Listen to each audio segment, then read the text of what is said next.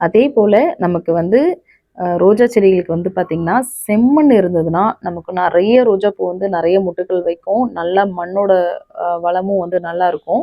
ஏன்னா ரோஜா செடி பொறுத்த மட்டும் செம்மண் இருந்துச்சுன்னா ரொம்பவே நல்லதுன்னு சொல்வேன். அப்படி இல்லாட்டாலும் அத பத்தி கவலைப்படாதீங்க. நம்மகிட்ட இருக்கிற தோட்டத்து மண் வச்சே நம்ம கண்டிப்பா வந்து நம்மளால செடிய வந்து நம்மளால வளர்க்க முடியும். அது மட்டும் இல்லாம, செடிய நம்ப நடவு செய்றத விட, அத நம்ம பராமரிக்கிறதுங்கிறது தாங்க ரொம்ப முக்கியமான விஷயம்.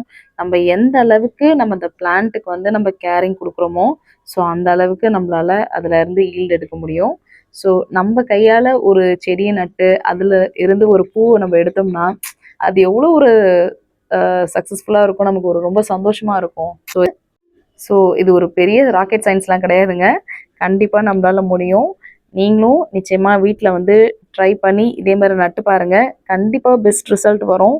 அதேபோல நெறைய பேர் என்ன பண்ணுவாங்க, செடிய வாங்கிட்டு வந்து நடுறேன்னு சொல்லிட்டு ஃபர்ஸ்ட்டு பண்ற மிஸ்டேக்கே வந்து அந்த வேர் உடைச்சிறது ஒரு விஷயம். 2வது செடிய வாங்கிட்டு வந்து அப்படியே வச்சுட்டோம்னா, ஒ நெறைய தண்ணி எடுத்து ஊத்துறது, செத்துரும் அப்படின்னு சொல்லிட்டு நம்ம தண்ணி நெறைய ஊத்துனோம்னா வச்சுக்கோங்களேன், என்ன ஆகும், செடியோட அந்த தண்டு பகுதி வந்து அழுகி சீக்கிரமா சாகக்கூடும். ஸோ அந்த மாரிலாம் பண்ணாம, செடிய ஒரு நாளு வச்சிருந்துட்டு, நீங்க மறுநாள் வந்து நீங்க நடவு செஞ்சீங்கன்னா, கண்டிப்பா உங்க வீட்ல வந்துட்டு இந்த செடிகள் வந்து அழகா பூ பூக்கும். நான் இந்த செடி வாங்கி எப்படியும் ஒரு 1 மந்த் இருக்கும். எனக்கு தெரிஞ்ச வரைக்கும் ஒவ்வொரு செடியிலயும் வந்து இதுவரைக்கும் ஒரு 3 பூ பூத்துருச்சு. ரொம்ப அழகா இருக்கு.